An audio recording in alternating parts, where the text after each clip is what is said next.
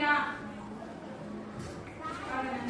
PV రాజకీయ సాహిత్య అనుభవాలను నవరించి ఆంగ్లంలో రాసిన ది ఇన్సైడర్ అనే నవలకు విశేష ప్రాచుర్యం లభించింది. తాత్వికుడు ప్రజాహితైషి చేసిన నిర్విరామ విఫలయత్నాల విషాదగాథే ది ఇన్సైడర్.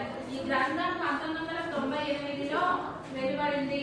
ఈ గ్రంథం లోపలి మనిషి పేరుతో తెలుగులోనికి కూడా అనువదించబడింది. తన చిన్ననాటి ఆత్మీయ మిత్రులు కాళోజీ నారాయణరావు, రామేశ్వరరావులతో పివి చంద్రరావు ది ఇన్సైడర్ అనే నవలను ఎందులో రాసిందనా? ఆంగ్లంలో.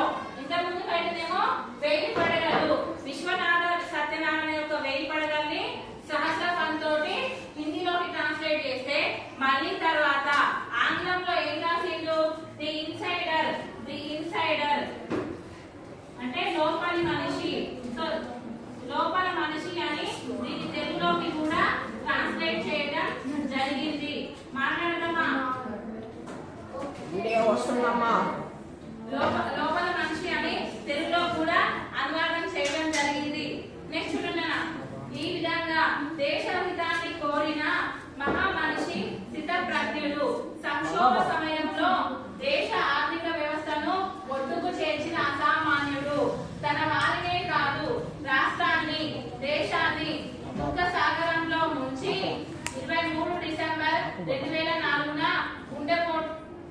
మన నాడు అని యావత్ తెలంగాణ జాతి గర్వంగా చెప్పుకునే పాములపర్తి వెంకట నరసింహారావు భౌతికంగా మన మధ్య లేకపోయినా ఆయన సేవలు సదా స్మరణీయాలు. ఒకసారి చూడండి, దేశహితాన్ని. సో దేశహితం అంటే దేశం యొక్క మంచిని కోరి. సో ఇంకా ఏంటంటే ఆర్థిక వ్యవస్థ కుప్పకూలిపోయే సందర్భంలో తను చేసిన ఆర్థిక సంస్కరణలే గాని సో ఇవన్నీ కూడా దేశ ఆర్థిక వ్యవస్థను ముందుకు నడిపించి తనేంటో ప్రూవ్ చేసుకున్నాడు.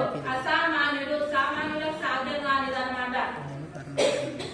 రాష్ట్రాన్ని దేశాన్ని దుఃఖ సాగరంలో ముంచేసి 23 డిసెంబర్ 2004 సంవత్సరంలో మరణించడం జరిగింది.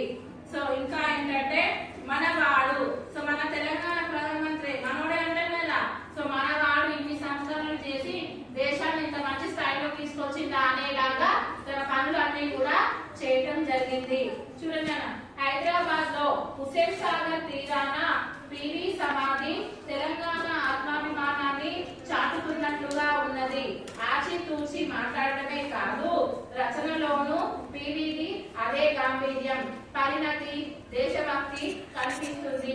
దేనికి చలించని ఆయన వ్యక్తిత్వం అంటే నాకెంతో ఇష్టం అనే దాశరథి రంగాచార్య మాటలు పివి సమున్నత వ్యక్తిత్వాన్ని ప్రతిబింబిస్తాయి.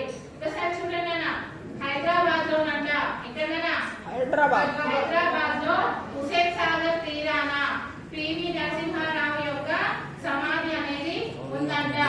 ఆచితూచి మాట్లాడటమే కాదు, మాట్లాడమంటే నువ్వు మాట్లాడతావు నేను మాట్లాడతా, బట్ మాట్లాడే వేలో డిగ్నిటీ డిసిప్లిన్ తోటి ఎవరైతే మాట్లాడతారో వాళ్ళే ముందుకు వెళ్తారనమాట. సో ఇంకా ఏంటంటే ఇతని రచనలు ఒక రాజకీయానికే పరిమితమైనా కాలేదు. సాహిత్య రంగంలో కూడా ఎన్నో రచనలు చేసి కేంద్ర సాహిత్య అకాడమీ అవార్డుల దాంట్లో కూడా పొందడం జరిగింది. అంచెలుగా ఎదిగిందన. డైరెక్ట్ గా పిఎం పోస్ట్ వచ్చిందా, ప్రైమ్ మినిస్టర్ పోస్ట్ వచ్చిందా?